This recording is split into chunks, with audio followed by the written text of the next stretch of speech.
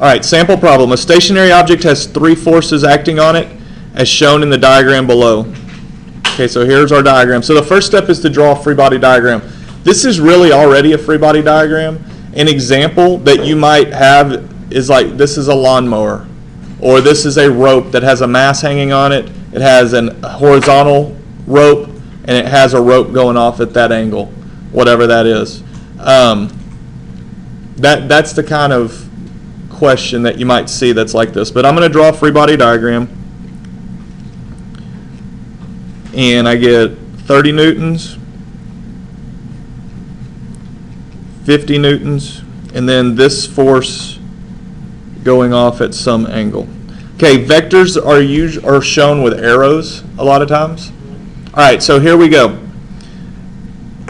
I'm going to sum my forces in the x direction.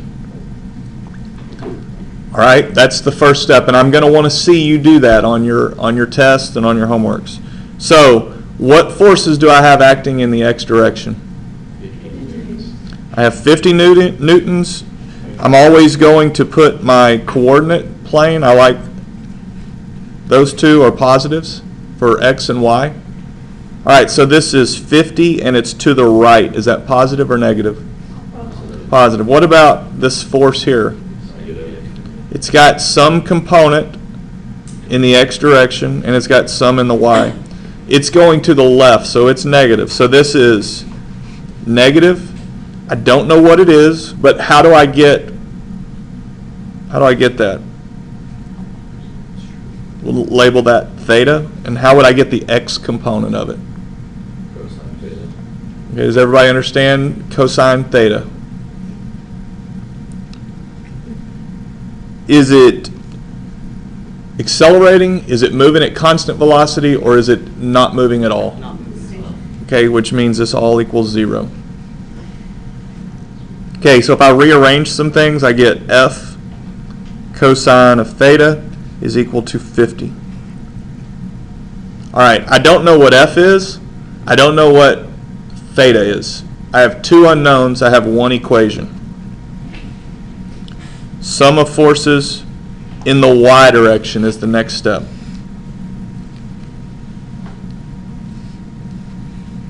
And I'm going to have f sine theta. That's the y component. Sine because it's opposite of the angle. Is it positive or negative? Positive because it's going upward. Minus 30. Is it accelerating, constant velocity, or 0? 0. F sine theta is equal to 30. I don't know f. I don't know theta. I have two unknowns and I have this one equation. I have the same two unknowns in this equation. So I have two unknowns and two equations. So I'm going to have to eliminate one of these variables and solve. So what I want to do is I want to say f is equal to 50 over cosine theta. And you could have done cosine theta if you wanted to, but I'm doing f is equal to 50 over cosine of theta. Now I'm going to take this and I'm going to replace it. I'm going to replace f with it. And that's going to be 50 over cos theta times sine theta is equal to 30. All right, now most of you, maybe almost all of you, haven't had enough pre-cal yet to know what this sine over cosine is. Okay, some of you may. I know you've had enough pre-cal already to know what it is. A lot of you used this on that last test, but I don't know if you know what it really means. But sine over cosine, so this is something you might want to write down. Sine over cosine is equal to tangent. Okay, that's called a reciprocal identity. Okay, so tangent, so this turns into 50 times tangent theta is equal to 30. Okay, so sine over cosine is tangent. So that we can divide 30 by 50. Right? This is equal to sine theta over cosine theta. All right, so now I'm solving for theta. So tangent theta is equal to 30 over 50, which is equal to 3 over 5. And the way that I undo tangent theta is equal to inverse tangent 3/5. Okay, so I'm going to plug that into my handy dandy calculator. I'm in degrees. And I get theta is equal to 30.96 degrees.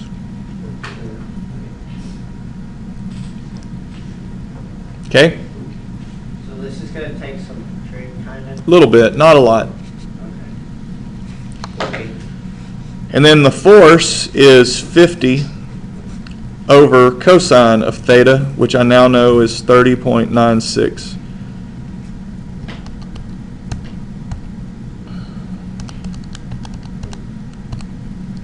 Which is 58.31 newtons. Okay, so the process is draw a free body diagram, resolve your vectors if you can, sum your forces in the x and in the y separately, and then you're usually going to have to find some way to eliminate a variable that you're missing and solve for it. Okay? Questions on that one? Why did they round it to 39? Yeah, because it was 30.96.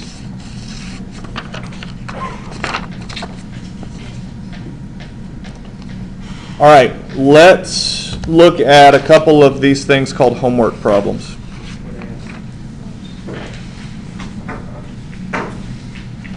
Number 1, 213. Number 1, it says an object has 3 forces acting on it. A 15 Newton force pushing to the right, a 10 Newton force pushing to the right, and a 20 Newton force pushing to the left. A, draw a free body diagram including a legend showing which direction is positive. So here's my free body diagram. That's positive.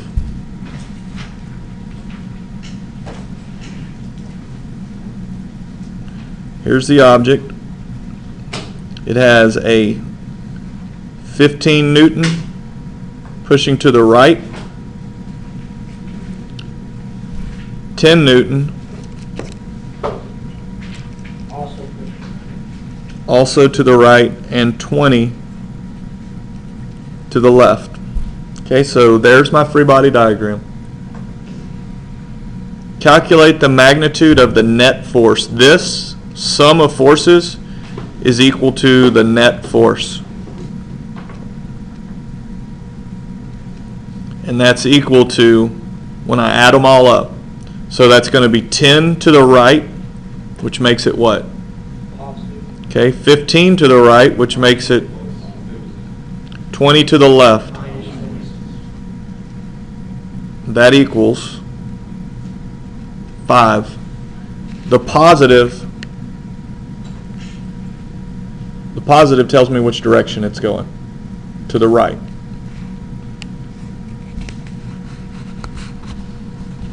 Okay, it says draw another showing only the net force,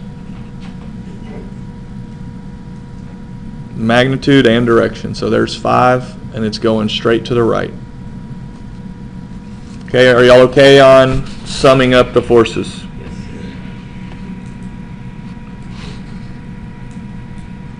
Let's look at number 3.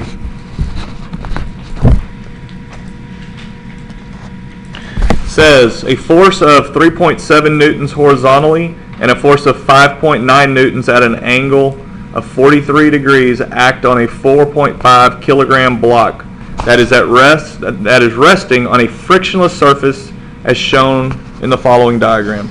What is the magnitude of the horizontal acceleration? All right, so free body diagram to start with. There's my two positives. This it says that it is on a surface, so it's got force of gravity. It's got the normal force. It's got a 5.9 Newton force, and it also has 3.7. And they tell me that this angle is 43 degrees. So let's go ahead and break the 5.9 into its components so that we have them. So we'll call force is equal to 5.9. So force in the x direction is 5.9 cosine 43. And force in the y direction is 5.9 sine 43.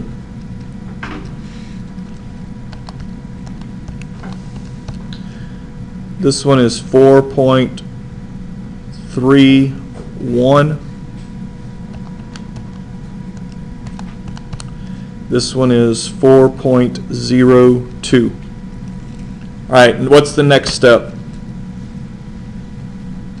Sum your forces in the x, and this is going to be 3.7 plus, that's going to the right also, 4.31. And it says it's doing what?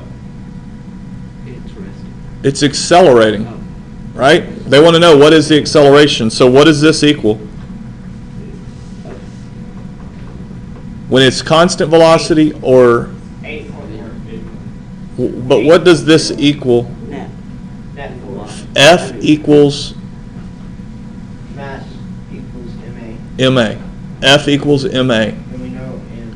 So M, which is 4.5 times A. So this is sum of the forces equals MA. It's just sometimes A is 0, right? So that's when that goes away. So that's the X. Sum of forces in the Y is equal to the force of gravity pointing downward plus the normal. And what does it equal? Is it moving up and down? No. So it's 0. So normal is equal to the force of gravity, which is not, we don't need it for this question. Okay, so 3.7 plus 4.31 is 8.01 is equal to 4.5 times A. Divide both sides by 4.5. And A is equal to 1.78 meters per second squared.